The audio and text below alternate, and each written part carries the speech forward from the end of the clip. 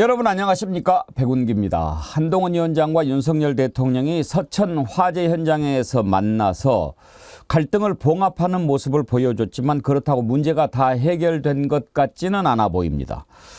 문제의 본질을 외면하면 그걸 해결이라고 할 수가 있겠습니까? 어딘가 골마 있으면 살을 째고 고름을 빼내야지 고름 위에 빨간 약만 바른다고 됩니까? 아무튼 이 문제는 당사자들이 알아서 풀 문제겠지만 어제 회동을 보면서 참 씁쓸한 생각이 몇 가지 들었습니다. 지적하지 않을 수가 없습니다. 한동훈 위원장 여당 대표 아닙니까? 대통령에게 90도 폴더 인사를 하고 대통령은 마치 어린애 다루듯 하던데 모든 국민들이 보는 앞에서 대통령과 여당 대표 관계를 꼭 그렇게 설정했어야 하는가가 첫 번째고, 또 하나는 윤 대통령이 화재 현장에서 대표만 만나고 20분 만에 자리를 떴다고 하는데 상인들의 눈물을 닦아줄 그런 여유는 없었을까요? 참 허탈하기까지 했습니다. 생방송 백운계 정치 1번지 출발합니다.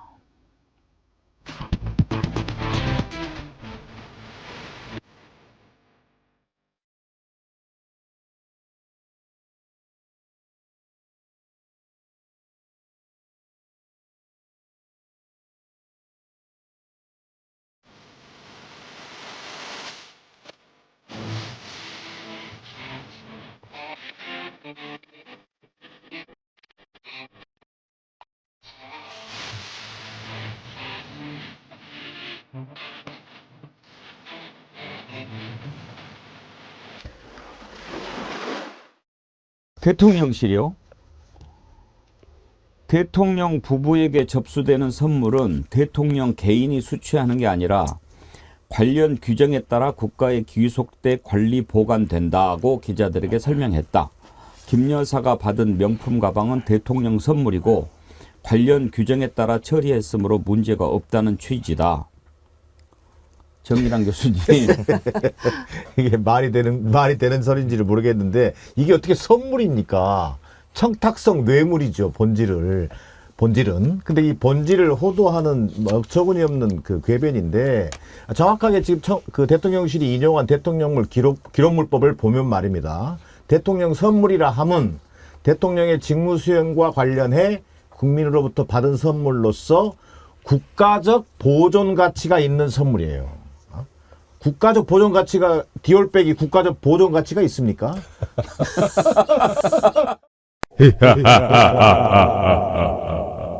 매우 쳐라. 윤석열 정부가 들어선 뒤 국민의힘은 임시체제를 빼고도 두 번의 지도부 교체를 겪었습니다. 먼저 전당대회로 대표가 됐던 이준석 개혁신당 대표, 김기현 전 대표 역시 전당대회에서 뽑혔습니다. 윤심을 등에 업고 대표가 됐다가 윤심에 의해 사퇴한 것으로 보입니다. 오나의 돼지, 나의 영린을 건드리다니 저 녀석도 끌어내. 너와 나의 인간적 관계는 이걸로 끝이다. 나도 나의 길을 가겠소.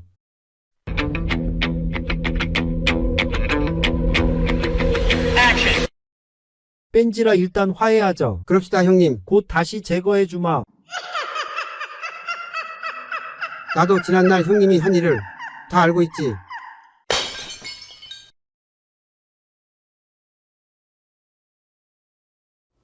네, 상강들님이 보내주신 정어리 만평, 그리고 또 광주 한심님이 제작하신 쇼츠 동영상 봤습니다. 참여해주신 분들께 감사드립니다.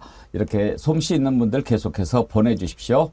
저희가 잘 소개하고 또 홈페이지에 올려드리겠습니다. 분기별로 시상도 준비하겠습니다. 오늘 함께 하실 네 분 패널 소개하겠습니다. 김유정 전 의원, 최수영 메시지 컨설턴트, 김철근 개혁신당 사무총장, 신인규 민심동행 창당 준비위원장 나오셨습니다. 어서 오십시오. 네, 안녕하세요. 김철근 총장은 이제 아쉽지만 오늘이 출연 마지막이네요. 네, 총선 때 좋은 소식 가지고 다시 돌아오겠습니다. 오늘 아침에 댓글에 마지막 출연이라고 인사를 드렸더니 꼭 금배지 달고 돌아오세요. 그냥 돌아오면 안 받아줍니다. 감사합니다. 네, 좋은 성과 있기를 바라겠습니다. 예, 감사합니다. 아무래도 이제 당의 사무총장이면 그 살림을 총괄해야 되니까 바쁘겠죠. 그래서 저희가 잠시 놓아드립니다. 그래도 또 필요한 일 있으면 또 한 번씩 나와서 그렇게 하겠습니다. 예, 얘기해 예. 주십시오. 네. 윤석열 대통령과 한동훈 위원장이 어제 서천 화재 현장에서 만났습니다. 갈등이 언제까지 갈까? 이대로 가다가는 폭망이다. 그런 걱정들이 많이 있었지요. 그래서 만나는 모습 보여줬고 돌아와서는 한동훈 위원장 무한한 신뢰와 존중을 갖고 있다. 이렇게 얘기하면서 납작 엎드렸는데 이걸로 문제가 다 풀린 걸까요? 본질을 건드리지 못했는데 어떻게 풀리겠습니까? 아무튼 이런 모양을 갖추고 했는데 먼저 이 내용부터 한번 살펴보도록 하겠습니다. 어제 서천 화재 현장에서 두 사람이 만나는 장면 보시겠습니다.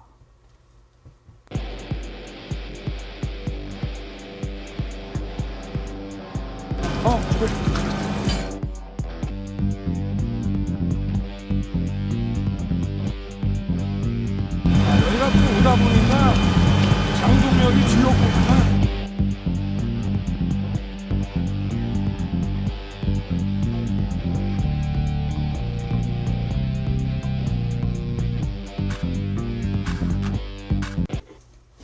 예, 자 눈보라를 헤치고 두 사람이 걸어갑니다.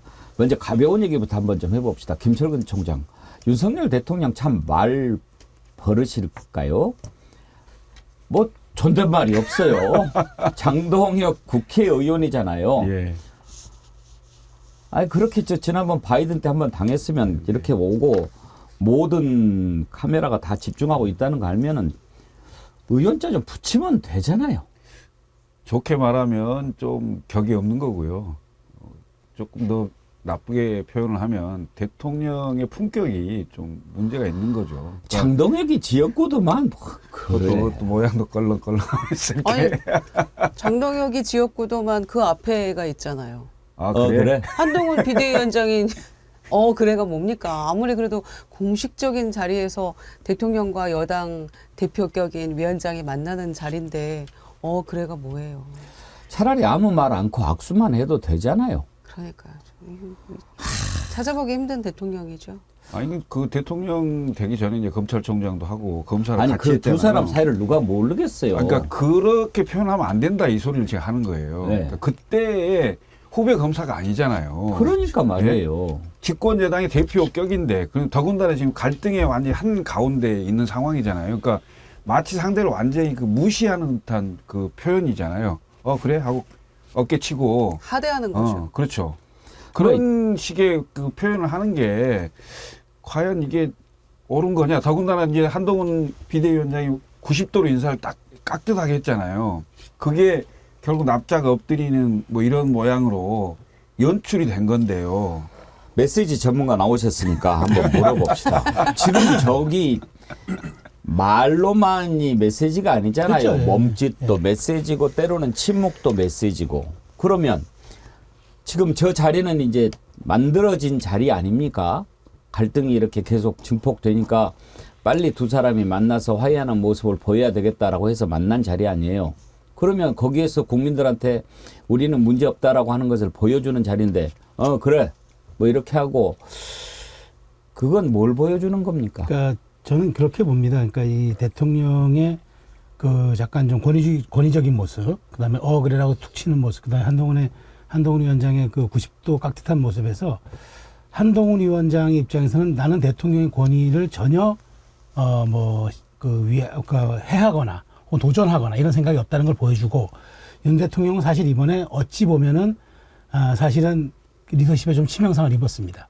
이관섭 실장이라는 실명이 거론되면서 대통령의 뜻이 확인됐기 때문에, 그렇다면 대통령의 권위와 대통령의 그 갖고 있는 지금의 힘이 빠지지 않았다는 모습을 비언어적 모습으로 보여줄 필요가 있었다고 생각하는데, 지금 다른 분들은 저게 습관이라고 얘기하는데 습관 반, 그다음에 그 자신감을 놓치지 않았다는 모습을 보여주는 것 반, 그리고 한동훈 위원장은 내가 존중하고 그 권위를 인정한다라고 확실하게 그 말과 행동으로 보여줬던 그 장면이다 저는 생각하는데, 이 두 가지에서 볼 수 있는 거는 저는 양쪽 다 플랜 B가 없다는 겁니다. 이 본질과 관련해서.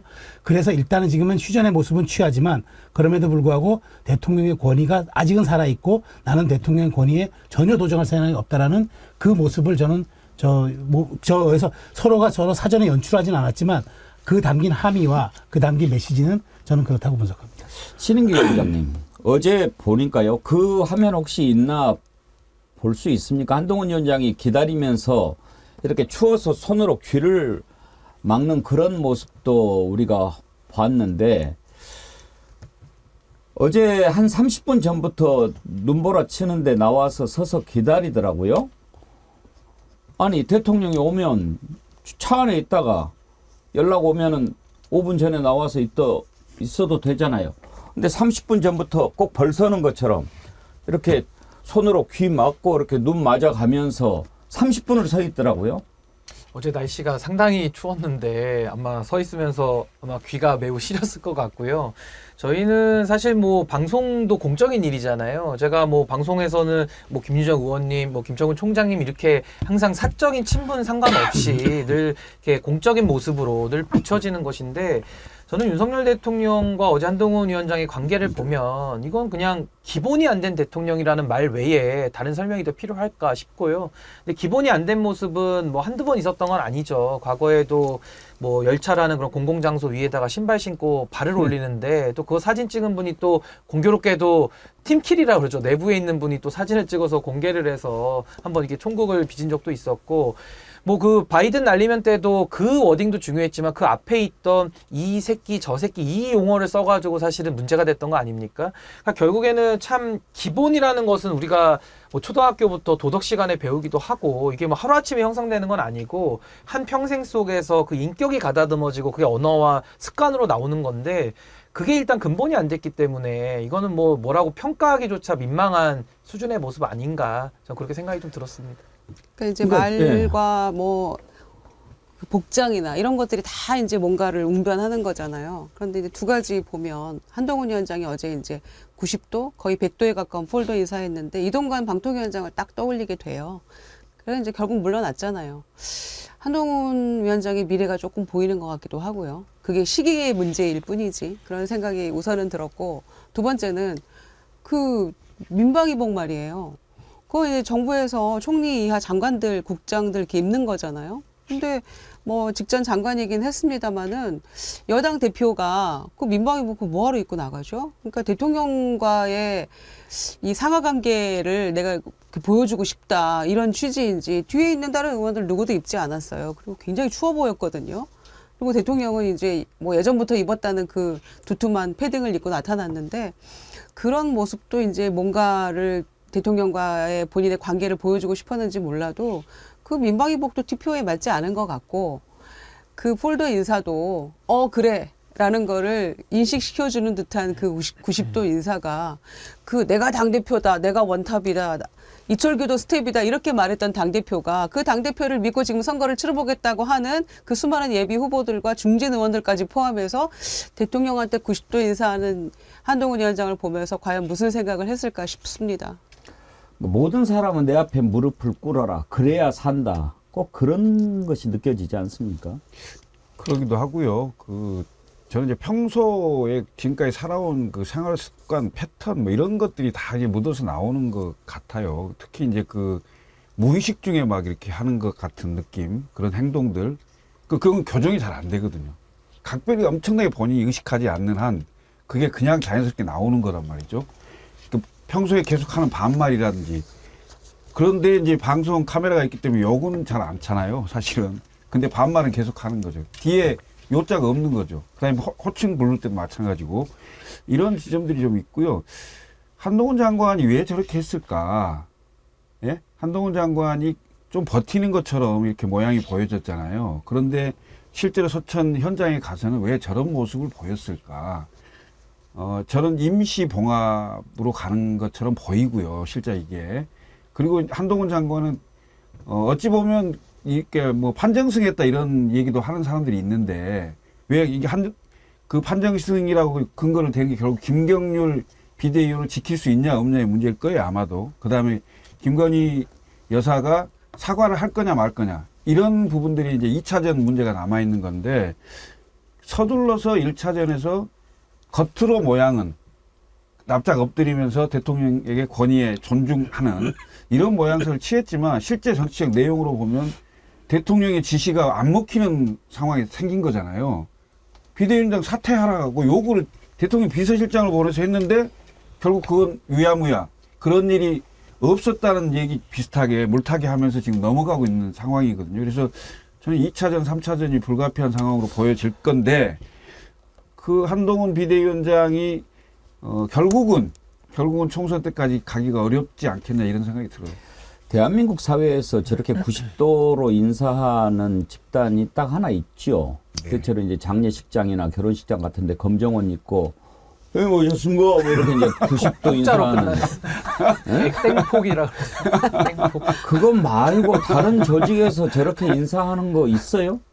아니 근데 뭐 90도로 인사하라고 이제 배웠으니까 저도 하긴 하는데 근데 저거는 이제 인사의 각도가 또 이 상황이라는 것이 너무나도 좀 굴종적으로 보일 수밖에 없는 상황이기 때문에 참 그 검찰의 그 오래된 습관이라 그럴까요? 그 선배들이 나타났을 때 본인의 머리에 생각과는 변론으로 그냥 몸이 먼저 반응하는 거 아니냐라는 검찰 생각이 원래 90도로 인사합니까? 아무래도 이제 좀 수직적 문화가 강하다 보니까 이제 다 그런 건 아니겠지만 이제 저런 한동훈 위원장의 모습이 좀 일반화됐다고 볼 수밖에 없는 또 한참 이제 선배다 보니까 이럴 것 같은데 저는 어제 저 두 분의 투샷을 이렇게 보면서 두 분 다 검찰 출신이잖아요. 그러니까 대통령도 검찰 출신, 또 비대위원장도 검찰 출신. 정말 이게 그 검찰 권력이 정치 권력을 완전히 장악했다라는 그런 상징적 모습도 볼 수 있었기 때문에 참 너무 좀 보면서 씁쓸했습니다. 근데 저는 그 좀 김 의원님께서 좀 전에 TPO가 좀 부적절했다는 말씀하셨는데 한동훈 장관 입장에서 보면요 TPO가 맞았어요. 왜냐하면 타이밍이 어떤 겁니까? 지금 갈등이 불거진 지가 길게는 일주일, 짧게는 3일이잖아요. 이 상황의 정점으로 치닫는 상황에서 본인이 여기에서 보여줄 수 있는 정확한 자기 포지션이 있었던 거예요. 그 타이밍을 잡은 거고요. 두 번째 그 장소 당연히 재난 현장이니까 재난 민방위복 입어야죠. 다른 사람들이 의원들이 이제 평상복을 입은 건 본인이 저는 그렇게 생각해요. 대통령이 아마 그러니까 평상복이나 다른 걸로 입고 온다고 생각했을 겁니다. 그러면 나는 이제 그걸 입고 재난 현장인가 재난복을 입고 나가야 되겠다. 민방위복 입겠다고 생각한 것 같고 상황을 보십시오. 여기에서 이미 갈등 봉합으로 그제부터 이렇게 말하자면 지금 가고 있는 상황에서 폴더 인사와 그다음에 대통령에게 나중에 서울로 귀경해서 백불 얘기할 때도 대통령에 대한 존중과 신뢰라는 말을 몇 번 사용했습니다. 그렇기 때문에 그 상황을 한동훈 위원장은 또 활용할 수밖에 없었다. 그러니까 TPO를 오히려 한동훈 위원장은 잘 활용한 건데 대통령 그 TPO를 위해서 그러니까 TPO 위에서 내가 아직은 건재하다는 걸 또 보여주는 또 이 모습이 돼서 여권 내에서는 이 사안 자체가 굉장히 그 안정감을 주는 투샷이 그러니까 비판을 할 수 있지만 여권 내에서는 이 부분을 좀 안정감 있게 받아들일 수 있다라는 상황이 된 거죠. 여권이라고 하시는데 여당을 지지하는 국민들이 보기에 그래 나는 당신 시다발입니다 라고 이렇게 보여주는 것이 여당 지지자들한테 안정감을 준다는 얘기입니까? 저는 여당 지지자들까지보다는 지금 여권이라고 얘기한 정치권을 얘기한 거죠. 예. 글쎄요. 정말 중요한 건 국민이 어떻게 보냐입니다. 그럼요. 그러니까 국민이 과연 지금의 대통령과 그 집권 여당의 비대위원장의 관계를 정상적인 관계로 보겠냐 이런 취지입니다. 저는요 걱정하는 게 그겁니다. 아까 국민의 관점 얘기하셨는데 대통령과 여당 대표의 관계가 출발은 어찌 됐든 간에 이제 뭐 대통령도 되고 그 다음 사람이 또 대통령도 되고 그렇죠. 역사는 그렇게 가는 거 아닙니까? 그럼 이제 여당 대표를 시켰어요. 뭐 시켰다고 자기 겁니까? 자식도 그러지 않아요. 그런데 여당 대표를 시켰든지 어쨌든지 간에 여당 대표인데 여당 대표를 저렇게 애기 다루듯이 그래 이렇게 하고 90도로 인사하고 그렇게 관계를 설정을 해버리면 이 나라의 민주주의, 이 나라의 정당 정치가 어떻게 되냐 이거죠. 그거를 봐야죠. 근데 저는 처음에 이 사태가 시작됐을 때 뭐 이거 약속 대련 아니냐, 기획 아니냐라는 좀 음모론이 나왔잖아요. 저는 참 그런 시각에 대해서는 동의할 수가 없었던 것이, 전 그때도 약속 대련은 아닌 것 같다 이야기를 했던 것이, 지금 약속 대련의 끝이 이렇게 끝나버리면은 이건 아무런 이득을 얻는 게 전혀 없지 않습니까? 게다가 대통령, 현직 대통령의 당무 개입이라는 실정법 위반까지 감수하면서 약속 대련을 해야 되는 것인데 결국 얻은 이익도 없이 이렇게 끝나버리는 거기 때문에 이거는 제가 봤을 때 이 본질은 결국에는 윤석열 대통령이 한동훈 비대위원장 자기 말 들으라고 세워놨는데 또 말 안 들으니까 자기가 지금 끌어내리려고 시도하는 거거든요.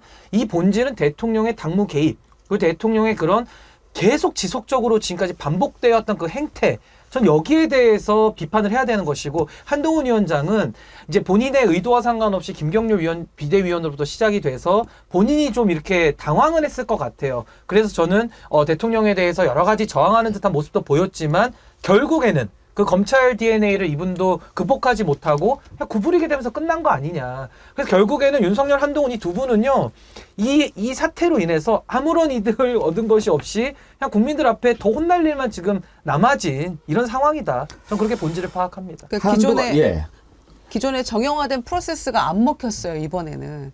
그러니까 이준석 대표 날리고 뭐 중간에 당권 주자들 다 주저앉히고 김기현 대표 날리기까지의 뭔가 정형화된 이 과정이 있었잖아요.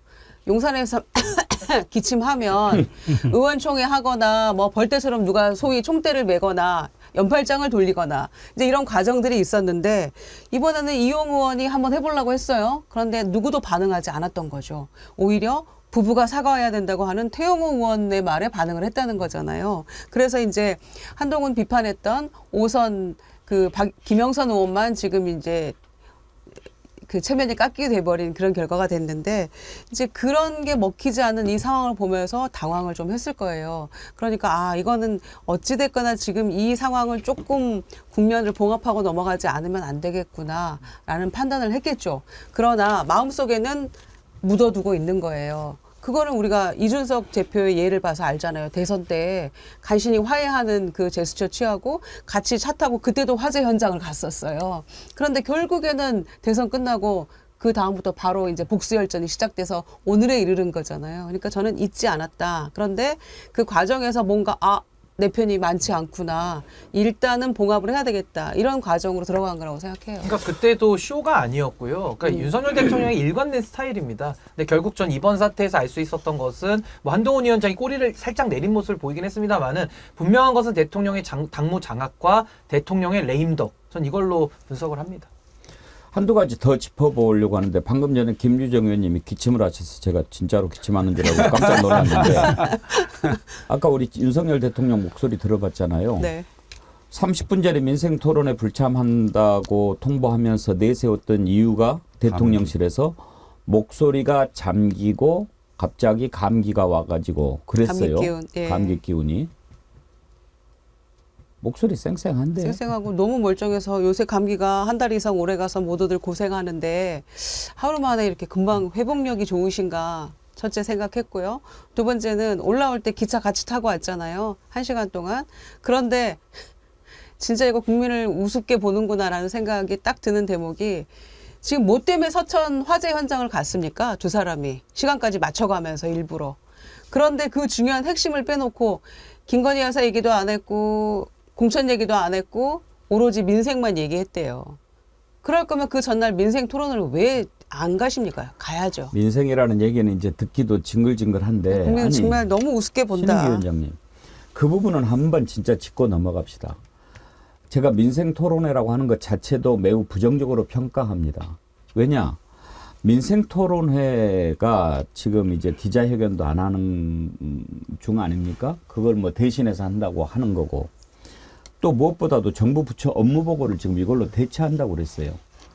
그런데 감기 이유를 핑계로 30분 전에 불참한다라고 했을 때 사실 안 믿었죠. 근데 이제 지금 또 저렇게 드러나는데, 토론회 같지도 않은 토론회를 아무튼 한다고 하는데 그 중요한 행사를 대통령이 30분 전에 나 기분 나빠, 한동훈이 저것 때문에 나 성질나 이런다고 막 해버리고, 국정이 장난입니까? 5살 금쪽이 수준의 그 행동 반응인데, 그러니까 아까도 제가 서두에 말씀드렸다시피 공사 구별이 아예 근본적으로 안 되는 분 아닌가라고 평가할 수밖에 없고요.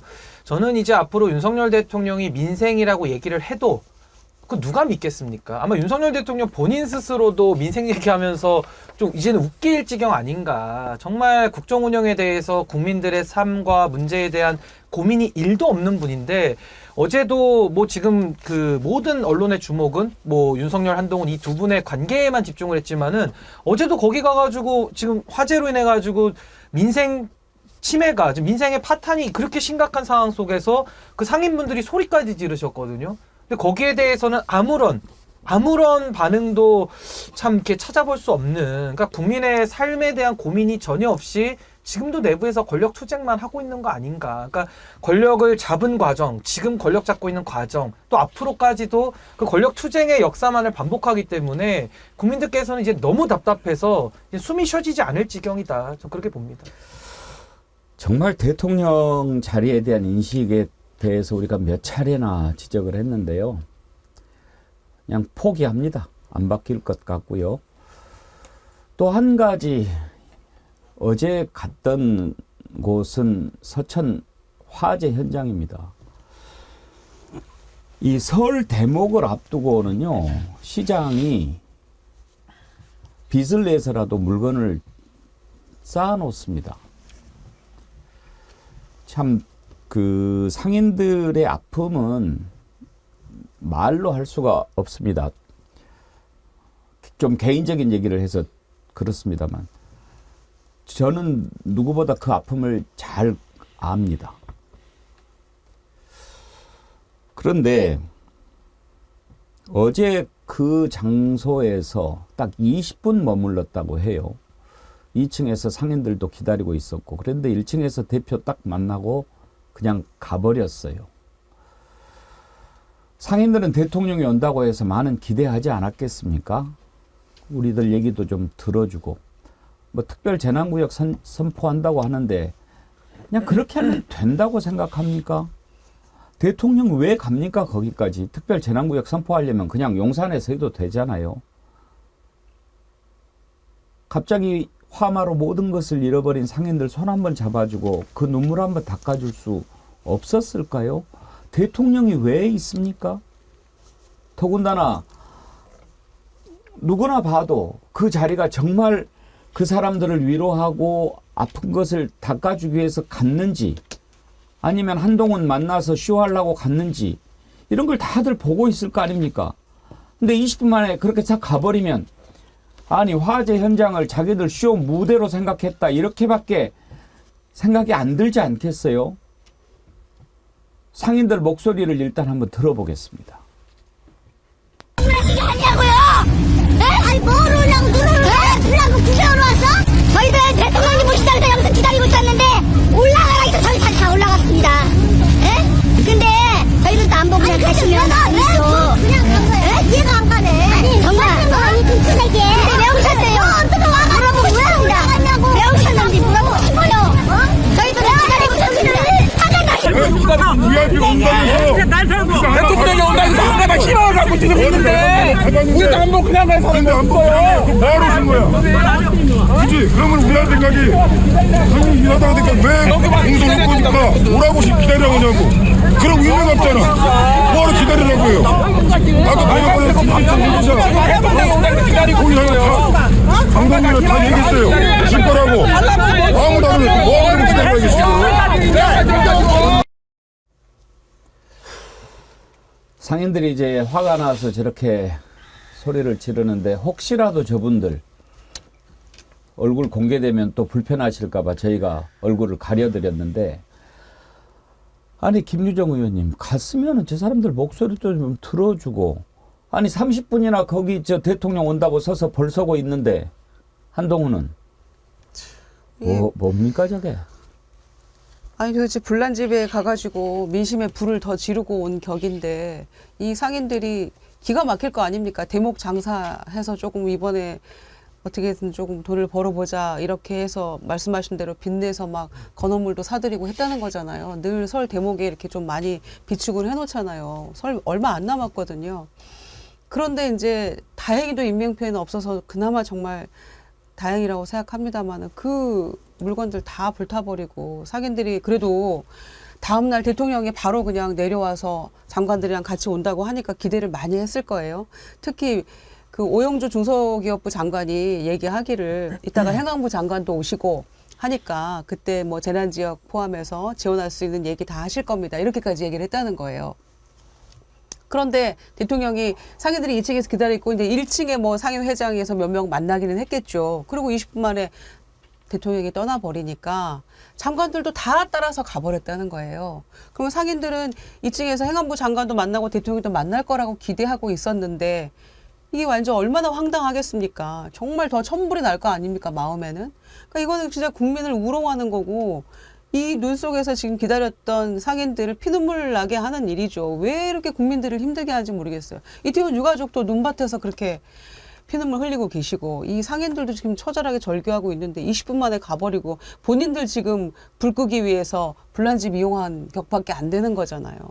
너무 이게 그 처참합니다. 대통령 일정을 보면 완전히 정치쇼를 하기 위한 걸로 기획된 거예요. 이거 사실은. 그러니까 먼저 그 화재 현장을 가기로 결정되는 사람이 한동훈 위원장입니다. 1시에 가기로 했고 원래 대통령 일정은 3시입니다. 3시였어요. 그래서 한동훈 일정이 알려지면서 한동훈 일정에 맞춰서 같이 거기서 같이 보는 모양을 기획을 한 거죠. 그래서 1시 반으로 조정이 됐어요. 그래서 한동훈 비대위원장이 30분을 서서 기다리고 그런 모양을 만든 거죠.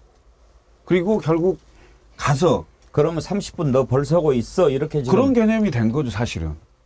그 한동훈 위원장 1시 도착, 대통령 1시 반 도착. 30분간 서서 반성하고 있어 그만. 당초에는 원래 3시 일정이었어요. 예. 근데 그게 이제 한동훈이 1시에 간다니까 일정을 땡겨서 그런 모양을 만든 거고요. 그리고 상인들한테 당연히 가서 얘기를 듣고 해야 될 거 아닙니까? 그리고 해당 장관들이 다 갔을 거 아니에요. 그럼 상인들이 지금 현재 화재 다 나서 정말 화는 날 대로 나 있는데 뭔 얘기를 할 수 있는 대상이 있어야 될 거 아닙니까? 어떻게 해줄 겁니까? 라고 하면 뭐라도 들어야 될 거 아니에요, 얘기를. 근데 들을 수 있는 사람들이 전부 다 같이 오히려 한동훈 비대위원장까지 다 같은 차 타고 올라와 버렸으니 집권당 대표격인 비대위원장 없죠. 그 다음에 대통령 없죠. 그 다음에 해당 장관들 전부 같은 열차 타고 올라와 버리면 상인들은 그럼 누구랑 얘기를 합니까? 그러니까요. 아니 대통령이 애초에 3시 일정이었다면 시간도 충분히 있었던 거잖아요. 그렇죠. 가서 얘기 충분히 1시간은 할 수 있었던 시간이 있었던 건데 이렇게 잠깐 그냥 들르듯이 가버리고. 근데 저는 저 장면을 보면서 이건 뭐 참담함을 넘어서 정말 화가 나거든요. 화나요. 이건 뭐 화가 안 날 수가 없지 않겠습니까? 저 상인분들의 하루아침에 본인들의 터전을 잃어버린 분들의 저 절규를 들어보시면 저거 공감 못하면 그건 사람이 아니고요. 그래서 저는 더 이게 비판을 할 수밖에 없는 것이 저분들을 이용하는 거 아닙니까? 쉽게 말해서 본인들의 정치적인 공간을 마련하기 위해서 서천이라는 쉽게 말하면 무대를 설정을 한 거거든요. 그래서 저는 참 저분들이 느낄 수밖에 없는 이런 허탈함이 지금 이제 배신감으로까지 갈 수밖에 없는 것이고 대통령 월급 제일 많이 받는 공무원 아닙니까? 근데 저런 대통령이라면은 왜 월급을 줘야 하는지 근본적인 의문이 들지 않습니까? 그러니까 대통령이라는 자리가 무슨 명예직도 아니고요. 그냥 우리가 뭐 구경하려고 뽑아놓는 게 아니잖아요. 저런 일들이 발생했을 때 누구보다 헌신적으로 가가지고 권한 있는 사람이 저분들의 눈물을 닦아주던가 그 닦을 능력이 없으면 옆에서 같이 울든가 둘 중에 하나를 해야 되는데 이게 뭡니까 이거는. 그러니까 저는 윤석열 대통령은 이제 더 이상 국정 운영을 하는 것이 진짜 국민들 앞에 이제 해롭지 않을까. 정말 저는 참 이제는 걱정을 넘어서서 참다 이제는 분노가 느껴지는 저는 그런 어제 그 장면 아닌가 그런 생각이 듭니다. 최수영 컨설턴트님이 이제 청와대에서도 계셨지만 대통령의 일정이 짜거나 또 어디 현장 방문 같은 거 할 때는 그 효과를 극대화하기 위해서 모든 것이 준비가 돼야 되잖아요. 그렇죠. 그러면은 거기에서 여당 대표와 대통령이 만났다. 그러려면은 화재 현장에 가서 그 상인들을 위로하고 또 이런 화재가 다시는 나지 않도록 어떤 대책 마련을 지시하고 이 여당 대표와 대통령이 함께 민생 현장을 찾아가서 애쓰는 모습을 보여주는 것이 그 방문 효과를 극대화하는 것이지 가가지고 예를 들어서 저는 그래요. 그걸 머리를 조금만 쓸 줄 아는 사람이었다면 30분간 벌 서고 있게 하지 말고 먼저 왔으면 한동훈 위원장이라도 먼저 상인들을 만나서 얘기를 좀 다 듣고 있고 그리고 또 만나서 그렇게 악수만 하고 되잖아요. 그 대통령 뭐 다른 일정이 있다고 가면은 또 한동훈 위원장이라도 남아서 또 얘기를 다 듣고 오늘 뭐 대통령도 왔다 가셨지만 내가 잘 전하겠다라고 한다든지 뭐 이런 모습 보여야지. 상인들은 안에서 기다리고 있는데 눈 펄펄 날리는데 30분간 귀 막고 벌 쏘고 있다가 그래 딱 하고 가자 같이 내 차로 어떻게 이런 그 기획을 하나요? 저도 좀 의전하고 이제 뭐 홍보기획 그다음에 뭐 이런 쪽에서 저는 좀 뭔가 이게 좀 그 매끄럽지 않았다는 측면이 있어요. 왜냐하면 이게 물론 새벽에 3시에 잡혔다 그러더라고요. 저희도 이제 뭐 갑자기 이제 뭐 일이 있을 때 새벽 일정 잡아보면은 홍보 의전 경호가 이렇게 막 그 서로 연동해서 회의를 밤중이라도 하고 하는데 제가 좀 아쉽게 생각하는 부분은 사실 지금 말씀하신 것처럼 대통령이 이제 재난 현장에 간다 그러면 사실은 포커싱이 재난 현장이어야죠. 근데 물론 그렇게 됐는데 이제 모든 언론의 관심이 한동훈 위원장도 온다니까 그럼 두 사람의 투샷이 어떻게 연출될 것이냐. 그거 중요하죠. 그것도 중요한데 다만 그 중요한 것이 소기의 목적을 거둘라 그러면 재난 현장에서의 PI, 대통령의 이른바 프레지던트 아이덴티티도 거기서 효과를 좀 거둬야 되는데 효과라면 당연히 그거 아닙니까? 국민의 눈높이, 그 다음에 국민적 공감이 효과잖아요. 그런데 제가 마치 이제 대통령이 가니까 우르르 모든 사람들이 떠나버리면은 우리 대통령이 얘기한 책임장관제는 어디로 간 겁니까? 거기 지방교부금과 특별교부세라든가 그다음에 재난지원금을 내주는 행안부 장관이 있었고 중소기업 그 지원에 대해서 모든 책임을 지는 중소벤처기업부 장관이 있었고 이런 사람들 다 있었는데 그리고 해당 지역구 의원도 있었는데 이런 사람들이 우르르 올라와 버리고 거기 예를 들어 충남지사만 남았다. 이럴 경우에는 사실은 대통령의 PI라는 측면에서 결코 이건 성공한 작품이라고 볼 수가 없거든요. 양쪽에 물론 정치적 이슈와 민생적 이슈가 함께 있었다 할 때 당연히 이것의 등가는 오히려 민생 이슈가 더 커야죠. 그러면서 자연스럽게 정치 이슈가 거의 따라가는 형식이 돼야 되는데 이번 행사가 조금 약간 주객이 전도됐다는 그런 느낌이 지을 수가 없고 특히나 이제 책임 장관 그렇게 얘기했는데도 불구하고 장관들도 우르르 서울에다 기차 타고 올라갔다. 저는 이 점은 조금 정말 말하자면은 행사 기획을 할 때 조금 이런 것까지 좀 세심하게 고려하지 못한 것은 아닌가라는 지적을 할 수밖에 없습니다. 아이고 참나 아니 가장 가까이 있는 이 민생의 현장의 상인들의 절규를 뒤로하고 기차를 타고 두 사람이 올라가면서 민생을 얘기했다는 게 이게 무슨 블랙 코미디입니까? 우리 오늘 화나서 글 올려주신 분들이 많은데 좀 소개해보고 정치적인 쪽으로 접근을 해보도록 하겠습니다. 김성고님, 서민들은 먹고 살기 힘든데 모든 방송에 대통령과 한동훈이 화해를 했네 안 했네 우리는 궁금하지도 않습니다. 제발 좀 그만들 하시고 민생이나 해결해 주세요. 제시 박님, 되려 국힘 내부에서는 혼란만 더 가중시켰다고 본다. 한동훈이 세게 나오는 것 보고 이쪽이다 하고 우르르 몰려갔다가 저런 모습 보고 아닌가 이런 제기를 어느 쪽으로 줄 서냐? 고민만 엄청 커졌을 거다. 그래요. 수은이님, 소시오패스란 자신의 성공을 위해서는 수단과 방법을 가리지 않고 나쁜 짓을 저지르며 이에 대해 전혀 양심의 가책을 느끼지 않는 사람을 뜻한다. 예, 알겠습니다. 소시오패스가 그런 뜻이군요. 슈퍼챗도 보내주셨는데 지금 분노의 릴레이를 또 보수 형님이 주도하셨나요? 예, 분노합니다. 변함없이님, 감기 걸렸다고 민생 토론에 불참?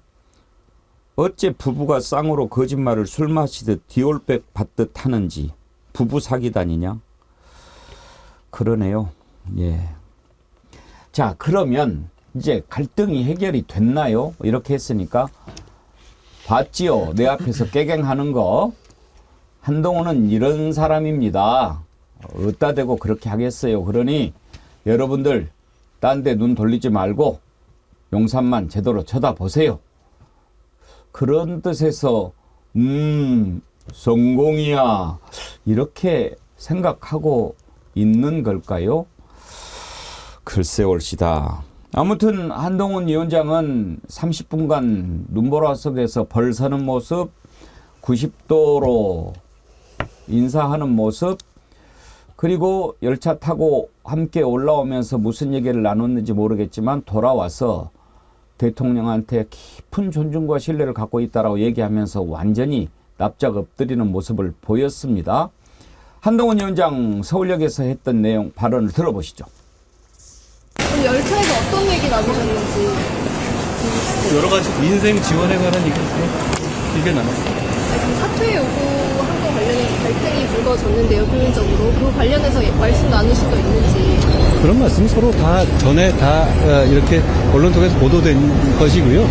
그런 말씀보다는 저희가 민생 지원에 관한 얘기를 서로 잘 나눴습니다. 사퇴 관련해서는 뭐 김경률 비대위원의 뭐 사퇴 이야기도 나오고 있는데요. 관련한 언급은 없으셨나요? 그런 얘기 서로 없었고요. 뭐 그런 얘기를 서로 만나서 대통령님 뵙고 하진 않죠, 서로. 그러니까 저희는 뭐 민생 지원과 관련한 얘기를 나눴고요. 결국 정치는 민생 아니겠습니까? 그런 점에서 민생에 관한 여러 가지 지원책이라든가 이런 부분에 대해서 건설적인 말씀을 많이 하셨고 제가 잘 들었습니다. 두 분 만나신 걸로 그럼 갈등은 좀 봉합이 됐다고 보면 되는 건지? 저는 대통령님에 대해서 깊은 존중과 신뢰의 마음을 가지고 있고요. 그게 변함이 전혀 없습니다. 대통령도 그렇고 저도 그렇고 민생을 챙기고 국민과 이 나라를 잘 되게 하겠다는 생각이 같고 그거 하나로 여기까지 온 것이거든요. 그러니까 뭐 그런 말씀을 할 부분은 아닌 것 같고요. 그리고 저는 뭐 지금보다 더 최선을 다해서 4월 10일에 국민의 선택을 받고 이 나라와 우리 국민들을 더 잘 살게 하는 길을 가고 싶습니다. 그 여자 명품백 민생이라는 얘기를 참 많이 하네요. 어제 그 회동 가지고 이제 갈등이 잘 뭐 봉합이 된 것 같다. 이철규 인재영입위원장? 지금 네. 공천관리위원 공관위원이고 네. 얘기를 하던데 그 말도 한번 들어볼까요? 네. 한동훈 위원장은 자신이 사퇴 요구를 거절했다 이렇게 말했고요. 그런데 대통령실에선 무조건 사퇴 요구한 게 아니라 공정한 공천을 강조하려다 벌어진 일이다 이렇게 설명을 했습니다. 어떻게 된 건지 경위를 좀 설명을 해 주세요. 네, 제가 그 자리에 함께 있었던 사람이 아니기 때문에 구체적으로 다 말씀드리기는 어렵겠습니다만은 네. 분위기로 볼 때 소통하는 과정에 조금씩 오해가 있었던 것 같습니다. 그러니까 소통한 방식도 좀 서로가 다르잖아요. 그래서 아마 저도 구체적으로 확인은 안 했습니다만은 언론 보도의 내용을 보면은 아마 세 분이 아마 저기 만나서 뭐 대화를 하는 과정에 우려를 전달하고 그 우려를 전달받는 과정에서 또 이 대화에 좀 오해가 있었던 것 같이 느껴집니다. 그렇지만은 그런 오해는 금방 풀리고 또 바로 국민과 당원들을 생각하면은 전혀 긍정적으로 잘 수습이 되고 또 봉합이 되리라 믿어 의심치 않습니다. 시간적으로 봤을 때 대통령과 한동훈 위원장이 만나기 전 오전 인터뷰군요. 만난 다음에 봉합이 잘 된 것 같다라고 얘기한 내용은 아니고. 신인기 위원장님, 이제 그러면은 갈등은 봉합이 된 걸까요? 그래서 지금 뭐 이철규 위원장은 무슨 뭐 오해가 있었다라고 하는데 비상대책위원장의 거취를 놓고 무슨 오해를 언급하는 것 자체가 어불성설 아니겠습니까? 너무나도 명징하게 대통령실에서는 사퇴 요구를 했고 전 그것이 대통령의 당무 장악, 그 실정법 위반이라는 진단이 끝나진 거고요. 또 한동훈 위원장은 그 사실 다 인정하면서 본인이 거부했다라고까지 얘기를 해서 좀 대통령의 실정법 위반 문제가 앞으로 퇴임 이후에도 다뤄줘야 될 걸로 보이는데 이걸 오해 수준으로 치부하는 것은 너무나도 참 우스운 해명이다라고 보이고요. 또 한동훈 위원장은 아까 기차 안에서 뭐 민생 이야기를 나눴다라고 하는데 정말 지나가던 뭐가 웃을 정도로 무슨 민생 얘기를 그렇게 꺼냅니까? 그 화재 현장 가가지고 본인들이 얼마나 제밥에만 관심이 있는지를 그렇게 다 전 국민 생중계하듯이 보여준 사람들이 기차 안에서 민생 얘기를 나눴다? 진짜 민생을 걱정해서 기차 안에서도 민생 얘기만 하실 분들이라면 그런 활동 안 하시죠. 뭐 기획의 실패 아까 말씀하셨지만은 이 기획을 떠나서 어떻게 사람의 성정을 가지고서 그렇게 다른 사람의 불행 앞에 가가지고 그렇게 할 수가 있겠습니까? 그래서 저는 이 두 분의 갈등은 앞으로도 계속 지속될 거라고 저는 보고요. 김건희라고 하는 이 핵심 키워드가 앞으로 계속 질문이 나올 거고, 그때마다 한동훈 장관은 도망가든지 발언을 하면 또 발언하는 대로 대통령실과는 마찰이 계속 있을 겁니다. 여기서 김철근 총장님한테 한 가지 물어보고 싶은 게 생겼어요. 우리 지난번에 이렇게 갈등이 생겼을 때 이게 쇼냐 아니냐, 그러니까 약속 대련이냐 아니면 진짜로 두 사람이 심각한 거냐, 이거를 얘기를 했는데 김철근 총장께서만 약속 대련일 거다라고 하고 나머지 세 분은 아니야 진짜 싸우는 것 같다라고 했잖아요. 어때요 지금? 약속 대련은 아닙니까? 지금도 그렇게 생각하세요? 마무리가 깔끔하게 기획된 걸로 마무리가 된 거죠. 예. 그런데 그 이익이 없다고 자꾸 얘기를 하셨는데, 사실 이 한동훈과 윤석열 대통령의 갈등 구조에서 제3당의 뉴스도, 이재명의 뉴스도 다 사라지고 온통 모든 뉴스, 온 국민의 뉴스 관심거리가 윤석열 대통령과 한동훈 비대위원장이 어떤 식으로 봉합이 되냐, 갈라지냐, 이걸로 다 관심 집중을 성공한 거 아닙니까? 그런 거 아니에요? 제가 봤을 때는 뉴스 소비를 완전히 가장 많이 차지했고요. 예. 요 며칠 사이에. 그리고 이제 결과적으로 저는 이제 득이 안 되는 이유가 뭐냐면, 한동훈 비대위원장이 원하는 것은 윤석열 대통령과의 약간의 차별화된 포지션, 이것을 원했을 건데 그것은 용납이 안 된 거였죠. 그러니까 90도 그 폴더 인사하고 뭐 이런 것들 때문에 사실상 그 약속 대전이 성공한 것은 아니었지만 뉴스 생산은 대단히 많이 했고 관심을 집중시키는 것은 있었다, 이렇게 보여지고요. 앞으로 2차, 3차가 더 있을 수 있다고 저는 보여지는데, 그중에 핵심이 김경률 비대위원입니다. 그 김경률 비대위원에 대한 거치 문제가 분명히 거론될 거거든요. 그리고 영상이 가만히 있지는 않을 거예요.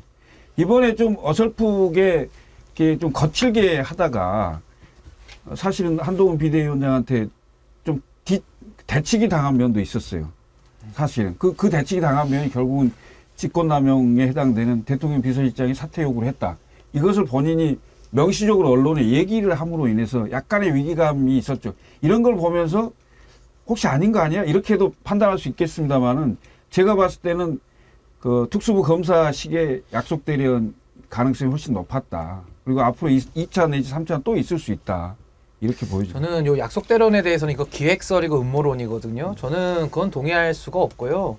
이게 약속 대련을 통해서 뉴스가 잠식이 됐다는 것은 이제 아마 개혁신당 입장에서는 그렇게 주장을 하실 수는 있는데, 저는 그렇게 보지는 않고, 윤석열 대통령의 이런 당무장이라는 건 정말 실정법 위반을 이거 나중에 처벌받거든요. 그걸 감수하면서까지 짜가지고 한다? 그럼 그만큼의 어느 이익이 있어야 되는데, 이익도 없이 이렇게 했다라면 그 기획한 사람 다 잘라버려야 되는 거고요. 무엇보다도 우리 윤석열 대통령님은 국군의 날에 그 행사 진행 상황 시나리오를 써줘도 그것도 못 따라 하시는 분이거든요. 경례도 못하고 열중시호도 못 하시는 분인데, 이분을 갖다가 기획을 누가 시나리오를 짜가지고 이런 결말을 지금 만들었다? 글쎄요, 그 국민들이 동의할 수 있을까요? 저는 앞으로도 이런 게 저는 왜 자꾸 노정된다고 하냐면은, 그럼 앞으로도 계속 약속 대련이 나와야 되는데 이런 기획할 수가 없는 거고요. 저는 이게 약속 대련이 아니고 윤석열 대통령이 무리하게 지금 당무 장악을 하는 겁니다. 거기에 대해서 한동훈 위원장은 반발한 것도 아니고 안 한 것도 아닌 듯한 애매한 포지션을 하면서 지금도 약간 겁나가지고 좀 도망가는 느낌이거든요. 그래서 저는 약속 대련으로 보이지는 않고 무리수를 던진 국정 운영에 저는 잘못된 행태다, 전 그렇게 봅니다. 제가 아마 저도 목이 잠겨서 한 말씀 드리면은, 뭐 사실은 이게 약속 대련일 수는 없죠. 왜냐하면 김철근 위원 사무총장님의 심정은 제가 100분 이해합니다만, 심정을 왜 제가 개혁신당이 좀 더 주목받아야 되는 뉴스가 묻혔다 이제 이게 가장 또 핵심적인 거 주말을 넘기면서 그랬던 점은 이해합니다만은, 그러기에는 출혈이 너무 컸어요. 출혈이 너무 크고, 대통령이 저렇게 논밭에서 권위를 확인해야 할 정도까지 사실은 치명상을 입었어요. 이번 건은 어떤 형태로든. 그리고 이제 이관섭 실장의 개입 여부를 또 마지막 꼬리로 남겨둬가지고 이게 또 나중에 어떤 발화점이 될지도 모르죠. 그래서 노무현 대통령의 어록 중에 이런 말이 있죠. 다이너마이트는 깊이 묻을수록 폭발력이 커진다. 근데 지금 이게 묻힌 거예요, 제가 보기에는. 그래서 저는 제가 개인적으로 제가 한동훈의 참모라면은 이렇게 제안하고 싶어요. 지금 사실 보십시오. 지금 모든 현장에서 아까 저희가 이미지 메시지를 다 봤지만, 한동훈 위원장도 지금 엄청나게 사실은 마음에 불안감과 두려움이 있습니다. 그리고 대통령의 화가 아직도 풀린 것 같지도 않고 그렇다면 이쯤에서 저는 이렇게 해요. 한동훈 위원장의 원래 포지션이 뭡니까? 지금 총선 승리를 위한 비대위원장이잖아요. 근데 최근에 언론에 여러 가지 놓고 그러니까 아까 뉴스 소비를 말씀하셨는데 최근에 저는 1월 달 들어서 좀 이해하지 못하는 행태 중에 하나가 각종 여론조사가 한동훈 대 이재명의 대선 적합도 조사를 붙입니다. 근데 이게 엇비슷하게 나와요. 이게 지금 1년 8개월 된 대통령실 입장에서 이게 간합할 일입니까? 저는 이거는 말이 안 된다고 봐요. 물론 이게 뉴스 소비로서는 굉장히 호재죠. 호재인데 그거에 한동훈 위원장이 약간 취한 점도 있어요. 그래서 각 지역구 순회하면서 마치 대선 후보 일정 유세하듯이 다녔어요. 저는 이것도 상당 부분 좀 불편했을 거라고 생각해요. 그런 측면에서 한동훈 위원장이 지금 이걸 요구하는 겁니다. 각종 언론사하고 여론조사 기관에 앞으로 난 넣지 마라. 근데 이걸 갑자기 이렇게 얘기하면 또 이상하니까 나는 총선 승리를 목표로 온 거고 대선 왜 나랑 연관 짓느냐? 난 총선 승리에는 아무것도 없다라고 이걸 철회해달라고 얘기하고 한 발 빠지고 그리고 대통령이 계속 꺼내는 민생, 뭐 아까 민생도 불편하다 했지만 여하튼 행사는 계속 됩니다. 그러면 여기 대통령실 꺼내놓는 민생 어젠다에 대해서 우리 당이 수용하고 총선의 공약으로 승화시키겠다라고 하면서 한 발 빠지고 김건희 여사 문제는 내가 이미 공론화했으니 용산이 알아서 할 문제다. 중원부원 안 하겠다라고 이제 하는 거죠.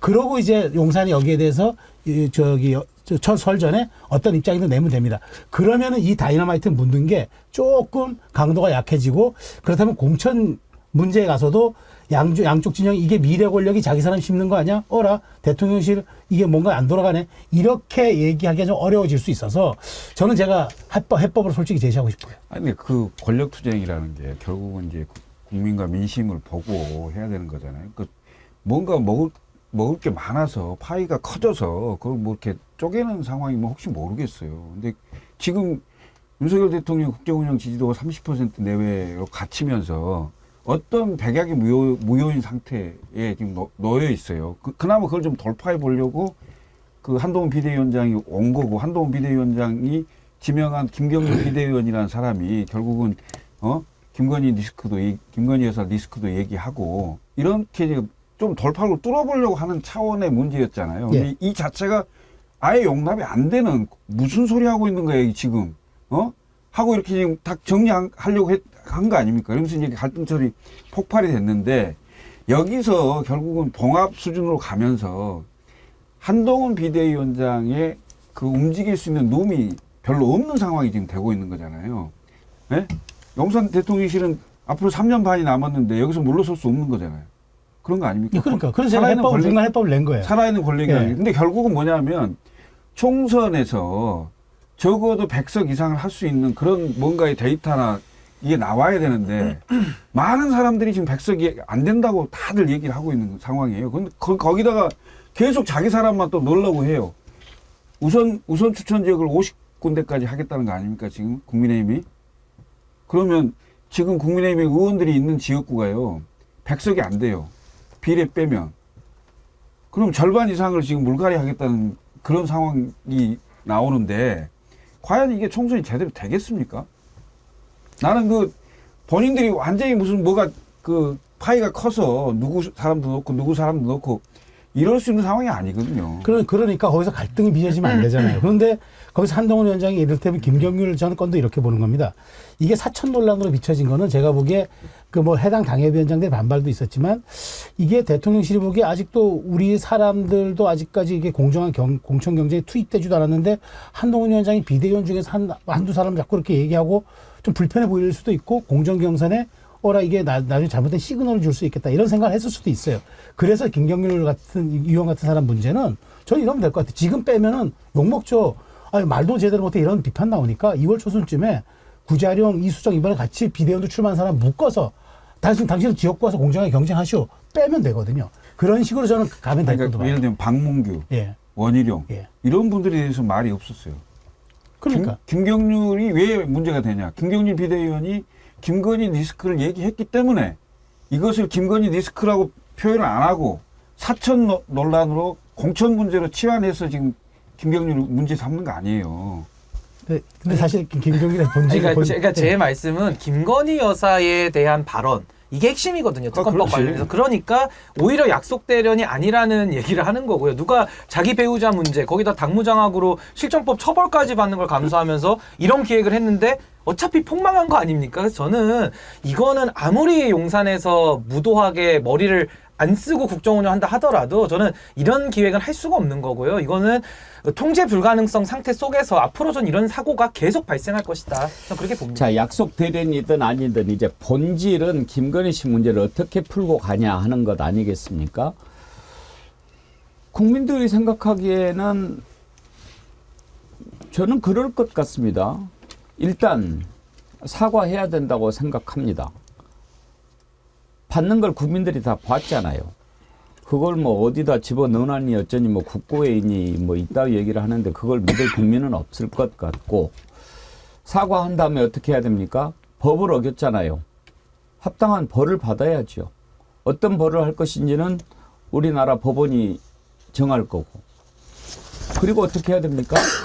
다시는 이제 그런 짓 못하게 해야지요. 어떻게 해야 될까요? 뭐 여러 가지 방법이 있겠죠. 또 그것뿐만 아니라 그런 일을 가능하게 한 제도를 바꿔야지요. 제2부속실도 안 만들어버리고 특별감찰관실도 뭐 없애버리고 만들어야죠. 뭐 그렇게 해야 되는데 당장에 이 문제를 어떻게 해야 되느냐 하는 것이 이제 가장 중요한 부분인데, 일단은 이런 얘기만 나오면은 비대위원장이고 뭐고 그냥 다 뻥뻥 날려버리니까 앞으로 이야기를 누가 꺼낼 수 있을까 싶기도 하고요. 근데 이제 핵심 중에 핵심 이철규 공관위원이 이 문제는 이렇게 정리하는 것이 정답이야 라고 여권의 메시지를 던진 것 같습니다. 어떤 식으로 정리했는지 한번 다시 들어보겠습니다. 총선 앞두고 김건희 여사님 리스크 관련해서 그거는 뭘까 공작이잖아요. 여러분 가시다가 교통사고 나시면은 교통사고를 야기한 사람이 책임을 져야 됩니까? 왜 집에 안 있고 길거리에 나와가지고 교통사고 당했냐라고 책임을 물으면 여러분들께 묻는다면 동의하시겠어요? 똑같은 케이스잖아요. 그러니까 제가 알기로는 절차를 거쳐가지고 던져놓고 이미 국고에 기속이 됐는데, 국고에 기속된 물건을 반환하는 것은 국고 횡령이에요. 그 누구도 반환 못합니다. 그건 대한민국 정부 거죠. 그런데 그걸 뭐 반환해라, 또 사과해라. 사과라는 것은 불법이라든가 과오가 있을 때 사과하는 거예요. 그래서 그 부분에 대해서는 단호하게 제가 말씀을 드립니다. 그거는 불순한 목적을 가진 분이 그 몰래 카메라를 가지고 들어가서, 우리가 남의 집 동의를 받고 들어가더라도 동의를 받아도 불법 목적으로 들어가면 주거 침입이 되는 겁니다. 여러 가지 바람직하지 못한 일이 발생했는데 그걸 가지고 피해자에게 사과하라고 한다는 것은 저는 개인적으로 생각이 다릅니다. 한 위원장께서는 국민이 우려할 부분이 있다. 아니, 국민들께서 우려하시는 건 국민들에서 모르시기 때문에 이게 진실이 뭔지 다 모르니까 우려하실 수가 있죠. 아니, 밖에서 예를 들어서 국민들이 다 이걸 다 아시지 못하잖아요. 이게 공론화된 것도 아니었잖아요. 이게 무엇인지 진실을 다 알고 난 다음에 이해를 못 하시는 분들도 계시겠죠. 우선 이 문제가 있는 사안을 그대로 봐야지, 이걸 정치적 이 진영에 따라 가지고 내 편이니까 이거는 무조건 옳고 네 편이니까 무조건 싫다, 나쁘다, 이렇게 볼 부분이 아니다, 이런 얘기입니다. 예, 참 애쓴다 이런 생각이 드는데, 자, 정리를 합니다. 1. 몰카 공작이다. 2. 김건희가 피해자다. 3. 그거 돌려주면 국고 횡령이다. 4. 주거 침입죄다. 5. 국민이 일단 모르니까 이런 문제가 생기는 거다. 이렇게 얘기를 합니다. 신인길 변호사님, 이철규 씨가 경찰 출신이죠. 변호사는 아니고. 경찰로 고위직까지 했죠. 정보경찰 출신이죠. 경찰, 뭐 수사를 했는지 정보를 했는지 뭐 여러 가지 했겠지만 법적인 용어를 막 갖다 대면서 국고 횡령, 주거 침입 뭐 이렇게 얘기합니다. 법률가로서 어떻게 들으셨나요? 이철규 의원도 아마 형법을 배웠으니까 그 수사 업무 하셨겠죠. 그리고 경찰까지 하셨는데, 이렇게 되면 정말 경찰들을 모욕하는 거예요. 제가 볼 때 이런 식으로 해명을 하시면. 그래서 저는 이 순리를 거스르는 영리를 따르는 자의 그 발버둥처럼 보였는데, 뭐 제가 다 반박할 필요도 없는 아주 희화되는 얘기라서 몇 가지만 말씀드릴게요. 사과할 필요가 없다? 기존까지 모든 정치인들, 대통령 다 포함해서 사과했습니다. 근데 뭐가 더 설명이 필요하고 불법 이야기를 운운하는지 사과와 불법은 관련이 없다. 이거 먼저 말씀드리고요. 교통사고를 들어서 비유를 하시는데 교통사고는 과실범이거든요. 그러니까 실수로 저지르는 겁니다. 누구도 교통사고를 저지를 수 있는 거예요. 근데 뇌물은요, 고의범이에요. 그러니까 다른 거를 갖다가 이렇게 자꾸 비유하면서 물타기 하니까 해석이 안 되는 거고, 뭐 선물이다. 원래 그 뇌물이라는 건요, 모든 이익을 말합니다. 그래서 성접대 같은 거 받는 것도 다 이익으로 치거든요. 그러니까 이거는 뇌물의 범위가 엄청 넓기 때문에 꼭 돈이 오고 가야 뇌물이 아니고요. 선물이라고 봐도 다 뇌물 됩니다. 그래서 이것도 의미가 없는 얘기고, 뭐 국고기소 횡령 이런 거는 아무 의미 없는 얘기니까 넘어가고요. 주거침입도 얘기하는데 주거침입을 다뤄볼 수 있어요. 그럼 그거는 주거침입으로 그 최재형 목사랑 서울의 소리 사람들을 처벌하면 됩니다. 그 별개의 문제를 가지고 주거침입이 형성되니까 김건희 여사가 죄가 없다? 그러니까 지금 말이 안 되는 내용들을 갖다가 다 붙여놓으니까 해명이 우스워지고, 지금 이철규 의원의 과거 경찰로서의 커리어까지도 우리가 의심을 해봐야 되는 거거든요. 아니, 저분이 저렇게 형사사법을 운영하셔가지고 그동안 수사를 했으면은 얼마나 억울한 사람 많았겠습니까? 저는 제발 이분이 지금 권력에 눈이 멀어가지고 김건희 여사 한 소리 들을까봐 저렇게 어거지를 쓰는 걸로 제가 믿고 싶지, 정말 저렇게 믿고 해석을 하고 형법을 알고 있다라면은 이분은 정치하시면 안 되는 매우 위험한 사람입니다. 한 가지만 더 들어봅시다. 지금 이게 여권의 입장인 것 같아서요. 지금 이제 핵심 측근들 입에서 자꾸 아예 바꾸려고 합니다. 김건희 여사가 뭘 잘못했냐, 피해자다, 이렇게 지금 가려고 한단 말이죠. 장해찬 얘는 뭐라고 불러야 돼요? 전체고위원이죠. 전체고위원. 김건희 씨가 피해자라고 얘기를 해요. 근데 이제 저는 그런 생각도 들어요. 말도 안 되는 얘기를 왜 하는가.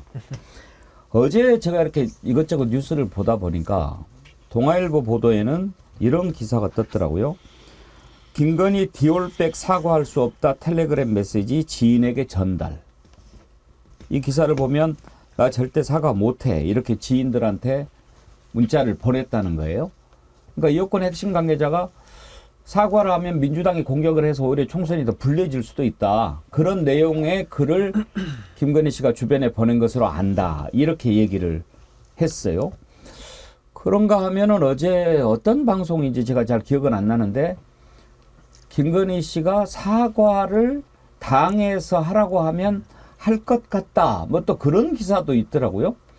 그러니까 사과가 최종 단계인 것처럼 막 몰고 가는 것 같이 보이는 거예요. 그러니까 일단은 지금 말도 아닌 얘기로 김건희 씨가 피해자야 막 이렇게 했다가 나중에 그래 사과할게, 그걸로 퉁치려고 하는 그런 프레임으로 가고 있는 게 아닌가 생각이 들거든요. 일단 장해찬 전 최고위원이 했던 발언도 한번 들어보시면 어떤 방향으로 가려고 하는지 좀 짚일 것 같은데 한번 보실까요? 그리고 무엇보다 김건희 여사는 피해자잖아요. 사기 몰카 취재에 당한 피해자. 돌아가신 아버지를 들먹이면서 그 딸의 효심을, 또 돌아가신 아버지에 대한 미안한 마음을 이용한 파렴치한 범죄의 피해자잖아요. 왜 피해자에게 책임을 전가하고 피해자 보고 사과하라고 하는 건가요?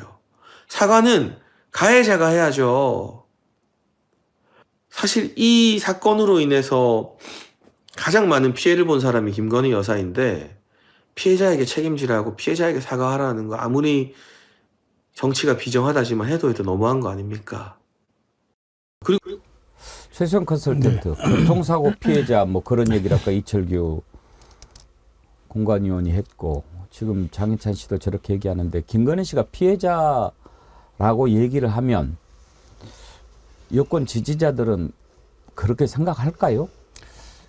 몰카 공작에 의한 피해자는 맞지만 어쨌든 받은 것에 대한 해명은 많은 국민들이 조금 납득하지 못하는 것 같아요.